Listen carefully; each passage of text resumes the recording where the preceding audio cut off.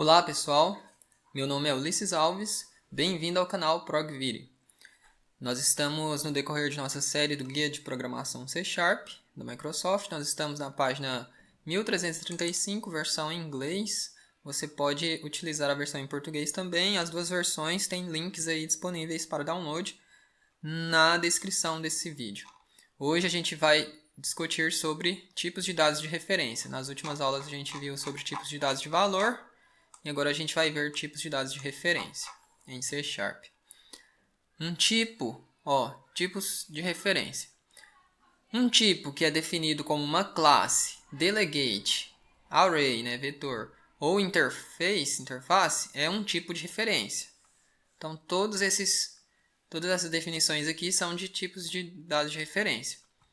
Em tempo de execução, quando você declara uma variável de um tipo de referência, a variável contém o valor null até que você explicitamente crie um objeto por meio do uso do operador new ou atribua a ela um objeto que tenha sido criado em outro lugar por meio do uso da palavra-chave new também, como mostrado no exemplo seguinte. Então aqui, no primeiro exemplo, ele deu um exemplo de linha, ou melhor, uma linha de código aqui que declara e atribui um valor para uma variável, um objeto MC.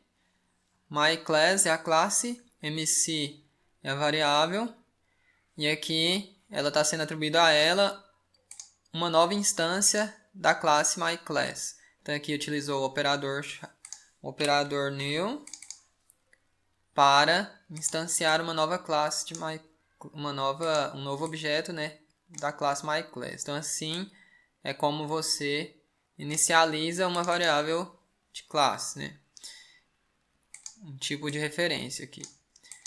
Ou então você pode ter uma outra variável, MC2 aqui, MC2, e atribuir para ela um valor de MC que já tinha sido alocado aqui anteriormente. Na verdade, os dois vão passar a referenciar o mesmo objeto, São duas referências para o mesmo objeto. Depois a gente vai entender melhor sobre isso. Mas tipos de dado de referência é justamente isso, é porque eles referenciam um objeto. Eles apenas guardam uma referência para um determinado objeto na memória. Semelhante a ponteiros, na linguagem C. Uma interface deve ser inicializada junto com uma classe, um objeto de classe, que a implementa.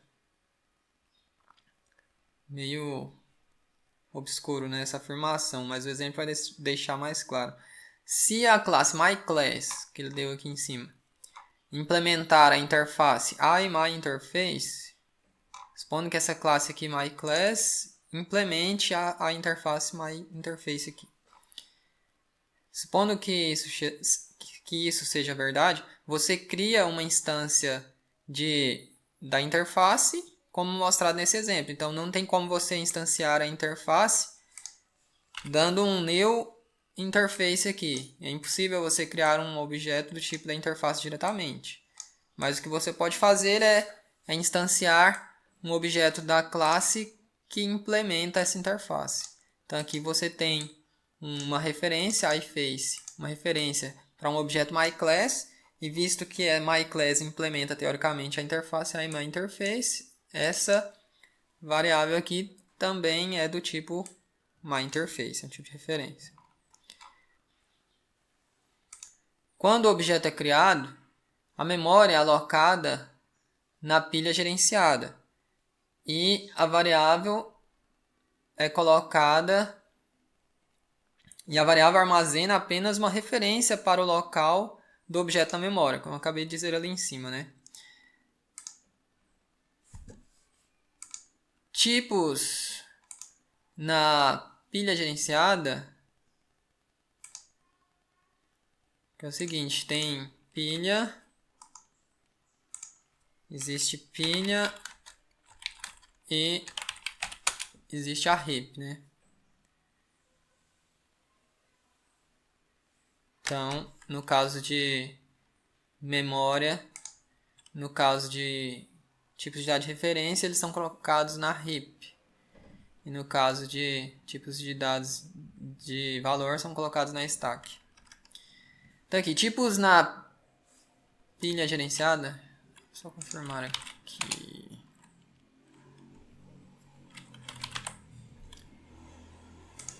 Heap é uma pilha. Então, tipos na pilha gerenciada requerem uma sobrecarga tanto quando eles são alocados, né? E também quando eles são liberados ou dispensados pela funcionalidade de gerenciamento automático de memória da Common Language Runtime, que é conhecido como coleção de lixo, Garbage Collection. Contudo, coleção de lixo, né, Garbage Collection, é também altamente otimizada e na maioria dos cenários não cria uma questão de performance.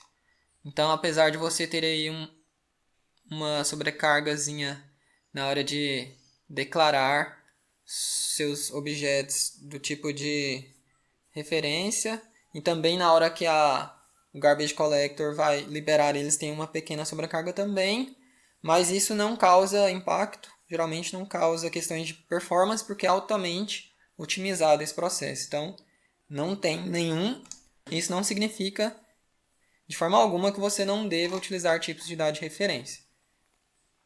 Porque o .NET gerencia muito bem aí a memória de forma automática para tipos de dado de referência. Todos os vetores são tipos de referência, mesmo se os seus elementos são tipos de valor. Por exemplo, aqui ele tem um vetor, né, de números. Números inteiros, int, como a gente viu, são tipos de valor, porque eles são structs. Porém, o vetor em si é um tipo de referência. Então, a gente tem aqui um tipo de referência, que é o vetor, armazenando vários tipos de valor internamente, que são os números. Vetores implicitamente derivam da classe System.Array. Eles são implicitamente, naturalmente, vetores mesmo. Mas você os declara e utiliza-os com a sintaxe simplificada que é fornecida por C#, como mostrado nesse exemplo. Então aqui ele declara e inicializa um vetor de inteiros, int nums, igual isso aqui, não precisou declarar com o operador new, com a palavra-chave new, né? Essa é a sintaxe de vetor, a gente vai estudar ainda sobre vetores em C#. E aqui ele acessa uma property de instância de vetor. Int, tamanho, né, é igual a nums.length, comprimento do vetor aqui. Então ele obteve a property length, que está definida na classe System.Array. Então qualquer vetor tem acesso a essa property e outras properties, outros membros da classe System.Array, visto que todo vetor herda de System.Array implicitamente. Tipos de referência suportam totalmente herança. Então, tipos de referência, ao contrário de tipos de valor que a gente viu na aula anterior, ou nas aulas anteriores, que não suportam herança, nem podem herdar de nada, e nada pode herdar deles, no caso de classe, no caso de tipos de referência, melhor dizendo, eles suportam herança totalmente. Então, quando você cria uma classe, você pode herdá-la de qualquer outra interface ou classe que não seja definida como sealed. A restrição aqui é a palavra-chave sealed. Todos os tipos de valor são implicitamente selados, né? Sealed. Enquanto que tipos de referência são, por padrão, não selados. Eles podem ser herdados, mas você pode marcar seus tipos como sealed e assim eles não poderão ser herdados. Mas por padrão podem ser herdados sim. E outras classes podem herdar de sua classe e sobrescrever os métodos virtuais dela. Depois a gente vai ver mais sobre herança, polimorfismo, interface, métodos, etc. Mas para essa aula o objetivo era apenas ver mesmo sobre tipos de dado de referência. A gente viu esta visão geral. E agradeço a vocês por ter acompanhado o vídeo. Peço que curta o vídeo para ajudar a gente. Se inscreva no canal para acompanhar os próximos vídeos. Deixe seu comentário. Compartilhe com seus amigos que você conhecer que possam ter interesse em aprender mais sobre linguagem de programação C#, sobre a linguagem de programação C#. E é isso, eu fico por aqui.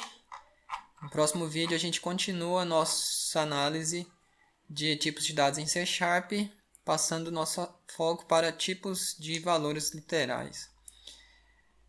Então é isso.